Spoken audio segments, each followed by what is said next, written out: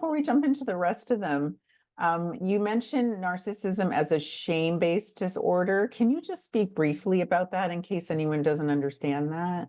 Yeah, so narcissism really is about shame and guilt, and within that is blame is a big part of it. So it's driven by shame, and what they've found is that most people who have the disorder have basically they don't want their shame to be touched, and as soon as it gets touched, they get rageful and protective of that. So then they project that shame out onto the people around them and make them responsible for their shame.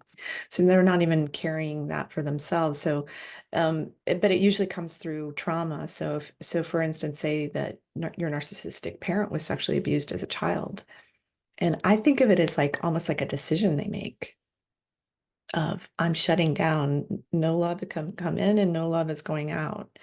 And so as soon as the shame, which is a huge piece of abuse, being abused as a child, is embodying that shame, they're just like, nope, not going to feel it. So they're just pushing it out.